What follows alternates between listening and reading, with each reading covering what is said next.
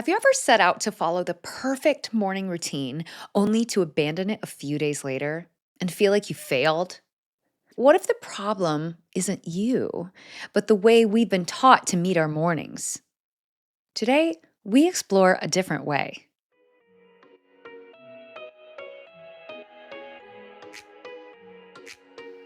Welcome to Star Potential, the podcast for curious, soul led humans who know there's more available and want to explore it with depth, joy, and a little play.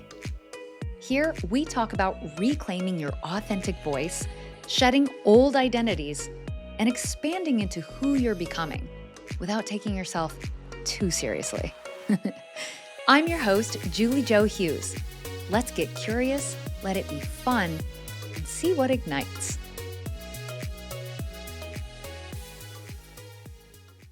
Hi, and welcome back to Star Potential. I'm your host, Julie Jo. We are diving into the second episode of season 2. In the first episode, I alluded to the idea that I would give you some sort of a morning routine.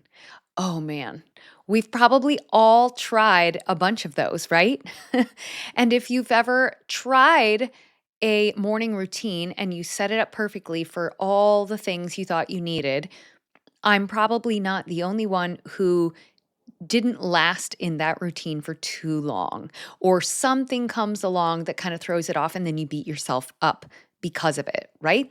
And so today we're going to talk about a different type of morning routine, which comes from a different intention. This is kind of the difference between personal development, which we can also equate with hustle culture a lot of times. Improving ourselves automatically implies that there's something that's not perfect or right already. Right? Now, I want you to recognize this subtle difference here that a lot of our goal setting and routine setting in our old paradigm, maybe the old you, is coming from a place of, I don't feel good about myself, or I don't feel worthy, or I don't feel like I'm living up to my potential, something along those lines. And we're shifting to something that's coming from a spirituality lens, which is really gaining more and more awareness, a depth of awareness, a width of awareness. When we have more awareness, which is consciousness, with more consciousness, we will implement changes.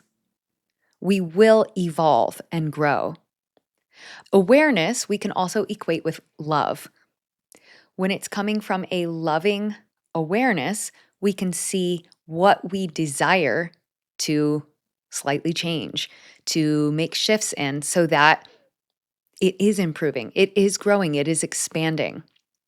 When we're not coming from that loving awareness and it's just coming from a contracted place, this is like planting a seed in soil that we already know is bad and not like full of nutrients, or planting a seed in soil where it's going to be nourished and loved and encouraged to grow.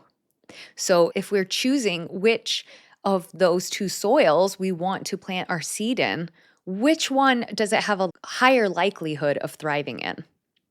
As I allude to a lot here, it's not that the old way doesn't work.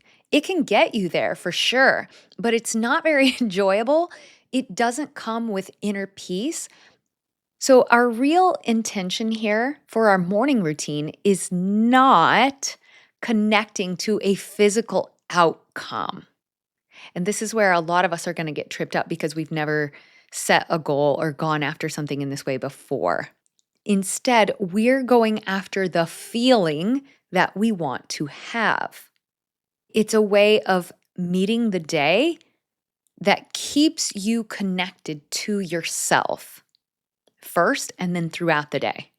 Now, why do we want to learn a different way of meeting our morning when we're in the midst of these shifts? We know that the old way we've done things is not necessarily working. No matter where you are in your soul shift, you're probably at that point where you know that something that you've always done is no longer working for you in the same way that it used to.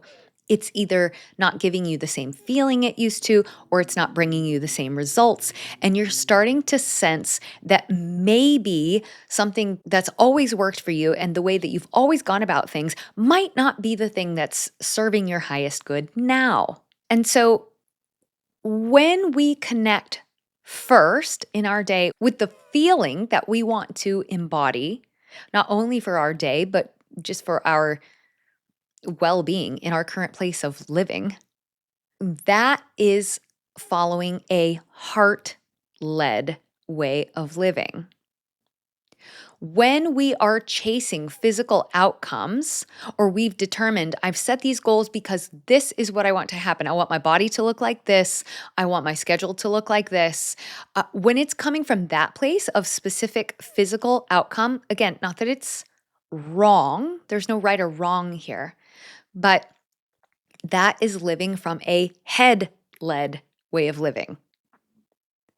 Now, the problem with living from your head is that you're never going to solve a problem using the same system that created the problem in the first place. So here's the trouble with your head. It tells you, you can do this. Come on, set that routine. You're going to get up tomorrow morning at this time and you're going to do this, this, and this. And for a while, you're able to listen to that voice and you do a pretty good job of following it, whatever. But what happens is when you inevitably slip up or you don't meet that one day, or you don't have the full amount of energy to bring to the table to do that thing you normally do, who's the first one to kick you while you're down? Your mind.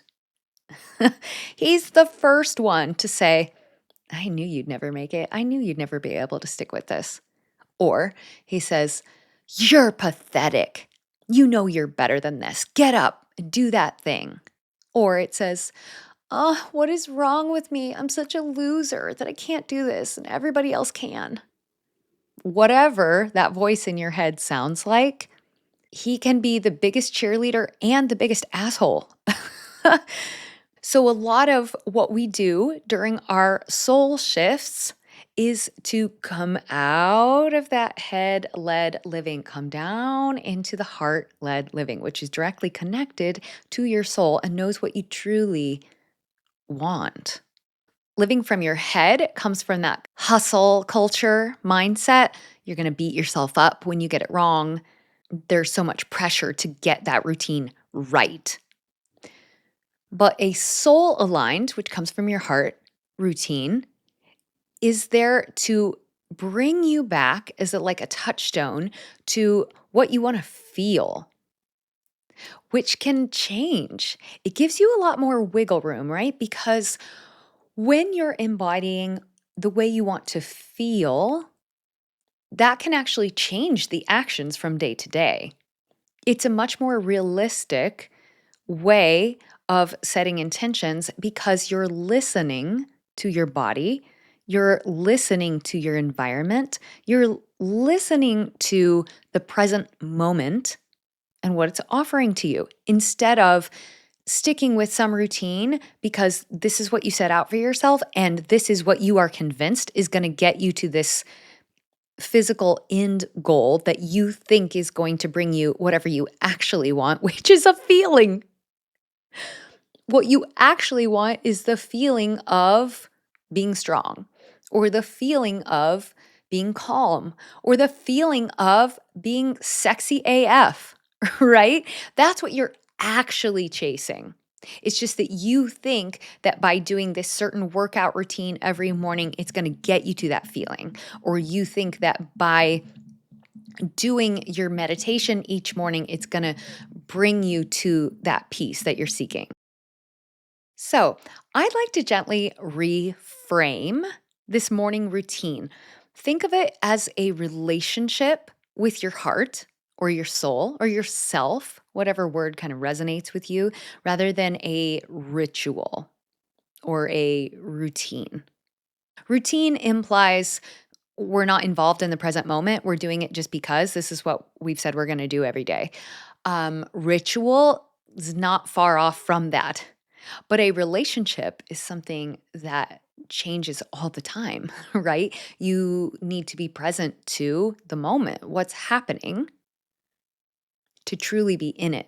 And that's what I want you to think of when we think of how you're setting your morning conversation with yourself, your soul, your heart. In the morning is the first conversation that you get to have with yourself for the day. And some of you, like me, might have a really noisy voice in the morning that says, "Oh my gosh, I should have done that last night. Oh, I don't like how that ended with this kid. This didn't go very well yesterday." Does your voice immediately start talking to you in that way in the morning? Instead of letting that voice control the conversation, you're the awareness. So you are the overseer of this conversation and you have the awareness of it. If you stop giving so much attention to that voice, most voices have some sort of awareness that if you stop giving them attention at all, eventually they start getting a bit quieter. When you feed them what they want, which is attention, they're just going to keep going and going and going, right? This is the conversation in the morning that's going to shape your central nervous system, your voice, and your presence throughout the whole day, or at least it's going to carry you for as long as it can. And the more you practice this, because that's what it is, a practice more than a routine, the longer it's going to sustain that throughout the day. This is about real life. It's not about ideals, okay? So let me tell you a little bit about what my mornings look like now. When I wake up, yes, I do have intentions, and that starts the night before, not when I get up. It's not that it never happens when I get up, but definitely I have a lot higher, I guess we're going to call it success rate when I have an idea of what my morning's going to look like when I go to sleep the night before. And because of that, my conversation with myself in the morning changes a lot based on what that night before looks like. If I know I'm getting less sleep, I'm going to give myself more grace that maybe I don't have as much of a conversation with my soul that next morning. It evolves and changes with my life, and that's making it practical. That's making it sustainable. That's making it repeatable because I do let it flow with the ebbs and with the tide in and out of my life. Kind of like this beautiful picture behind me if you're watching the video version of this podcast. But what is most important is that I am connecting with myself first thing in the morning. And I'm going to walk you through a framework that's 3 anchor points that I'm aiming for every single morning. But that does look different every morning. Sometimes I feel that my body is telling me it really wants to move. It's not able to sit still first thing in the morning. So I listen to that. And the whole idea for my conversation with myself in the morning is that it's mindful. I just don't let that incessant voice take over and run the show. So when I'm starting my day, my intention, my routine when I wake up in the morning is that I am mindfully listening to where I am and giving attention and awareness to what wants to be shared with me. If there's one thing I learned from my panic attacks and my what you could call nervous breakdown or slash spiritual awakening of 2023, it was to listen to my body because it's constantly communicating with us. It's just whether or not we're listening. And so sometimes my mindful morning looks like putting a pen to paper right away. Maybe I had some really interesting dream and I really want to jot down some of the imagery quickly before I start to forget it. Sometimes it's just practical. It's like, you know what? I feel like a shower. I need a shower. I need some warm tea. I need something like that first thing in the morning. And so I'll do that. It's flexible. But the main intention is that I'm listening to my body and I'm mindfully and with awareness giving myself what is going to serve its highest good today in this moment so that I can embody the feeling which I desire to carry out for that day. Now, my desired feeling, I like to close my eyes and connect to something that sounds incredibly fun. Like, what would be super fun for me to experience today? And I open myself up to the possibility of anything that could happen that day. And this is going to look totally different for every person. My dream day is going to be completely different from what yours is, perhaps. It might be similar, but I let myself imagine the scenario of some wild, amazing thing happening today. And immediately, when I connect to my joy, the feeling that I start embodying is expansion, openness, happiness. It is a connection to magical possibilities, which is automatically a connection to everything that is, because everything is so interconnected. So that's the feeling that I'm going for, no matter which activities I'm choosing for that day.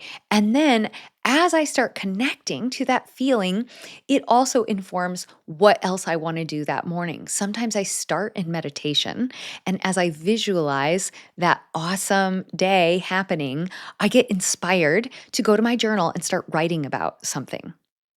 Or sometimes my body just really wants to move, and I get inspired to go down on the floor and start doing some different stretching and things. It just feels really good to my body. And I feel like the most expansive version of me right now wants to stretch my muscles.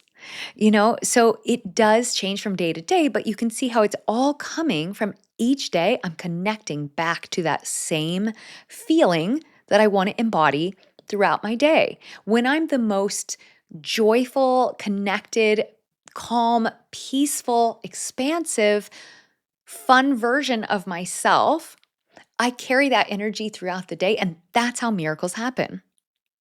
That's what makes me magnetic to attracting the things which would be super cool for me. So now, because I want this to be super practical for you, and I want to give you these tools that you can today apply to your life and your situation, these are the 3 anchor points of a soul led morning that you can put into practice, that you can implement. Number one, and these are the little acronym I have is ACE. This is how we're going to ace our morning. But some of you are perfectionists, and this is not about getting it right. This is not about an ace on your test. Think of it more like an ace in a deck of cards that's going to help you win it all. To ace your morning, the first thing you're going to do is arrival.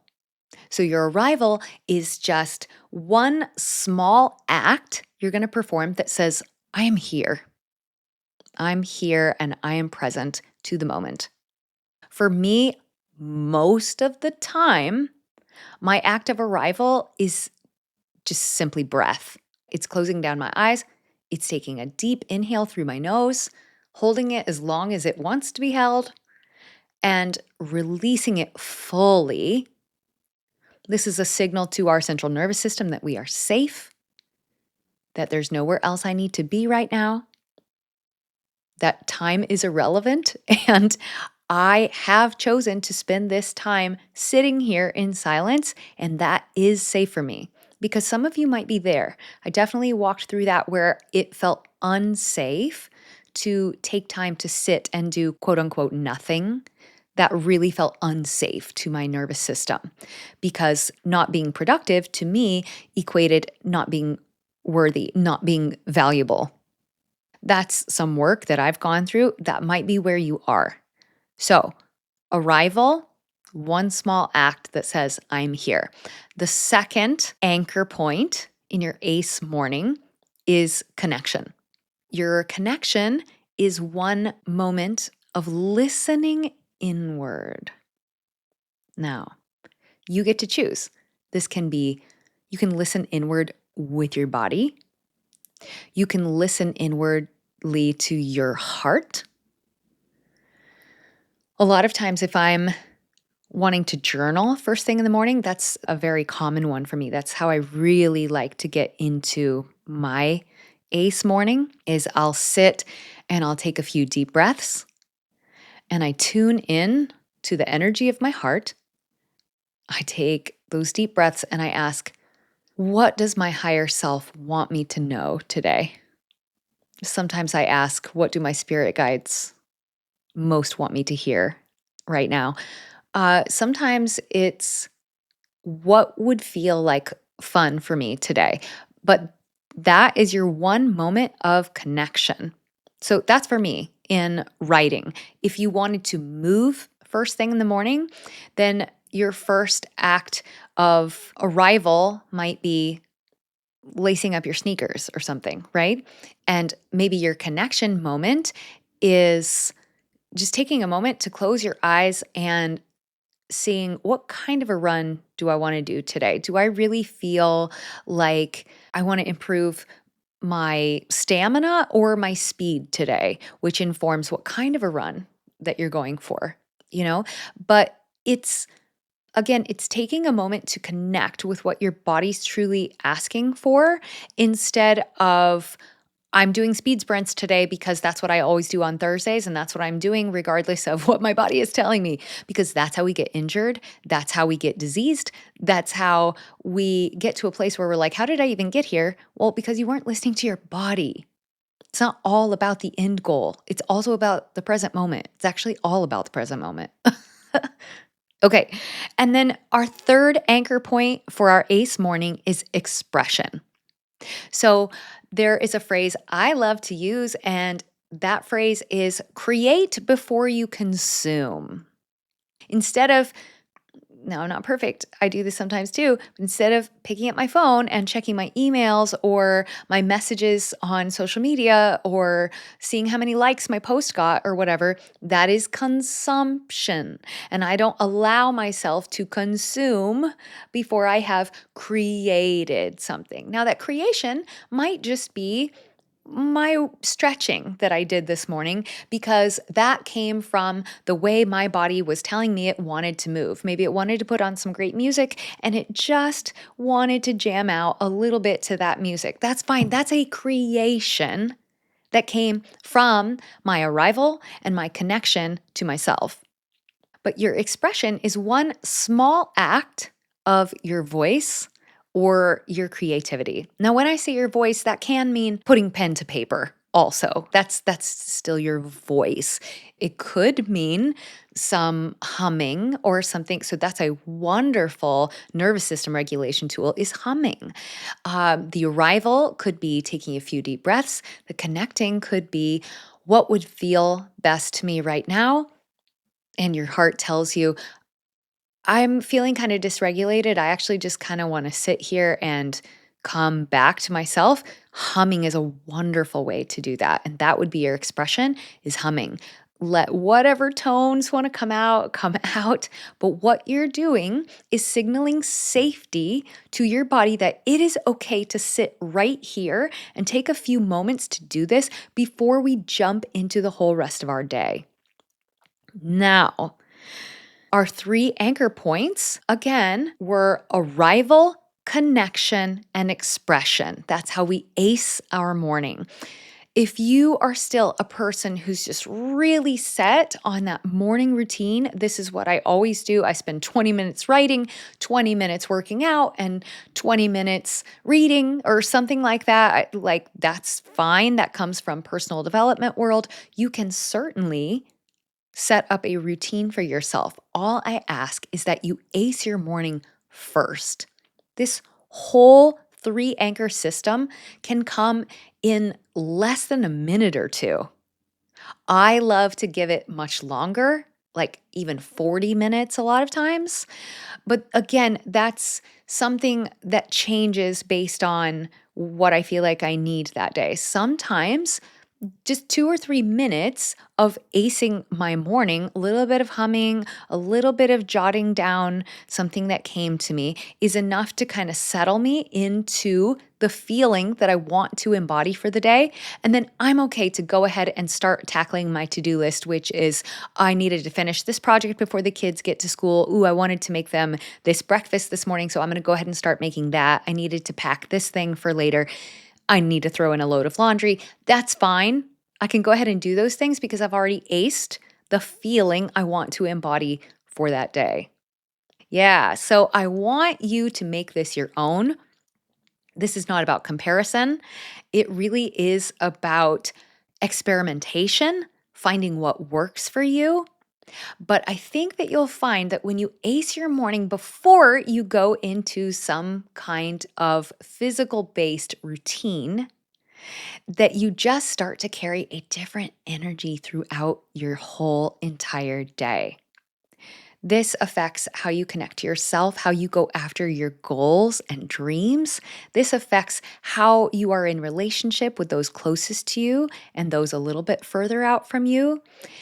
This will change your short-term goals and your long-term goals. When you are entering your day with the energy that you want to embody for your life, then that is setting the trajectory before you even begin with the task list that you've deemed is necessary to complete those things. Make sense? And overall, I want you to develop consistency with acing your morning based on kindness for yourself, based on the love you have for this life, for this experience that you get to have, instead of based on discipline, forcing yourself to do something because you want to beat the best out of you. So let me ask you, how do you want to meet yourself tomorrow morning? This is what we're doing in season 2 of Star Potential. We are walking a different path on the way to our dreams and our intentions. We're taking the road less traveled. It's going to feel a little foreign at times because it is a different path. It's not well laid out. And sometimes you'll feel like you have no idea what you're doing, and that's okay because this is part of expanding our edges. This is how we do things differently than we've ever done before. This is supporting the shift that your soul is in. Your soul's been calling to you for another way. It says, you know what, this doesn't have to be so hard. You're making it so hard and unenjoyable. And there is a peaceful way to still go after and be in relationship to all the abundance that you desire. That's what we're doing, my friends. I'm always rooting for you. And until next time, Starlight, keep expanding, keep shining your light. I'll see you next week. If something in this episode lit you up or sparked a little curiosity, you might be in the middle of a soul shift of your own. I created a free quiz called Are You in a Soul Shift? To help you explore where you are and what's opening next. Just go to juliejohughes.com/quiz or find the link in the show notes. And if you're enjoying the show, would you please leave a quick rating or review? It helps create a ripple to reach other curious souls. Until next time, stay curious and let yourself play.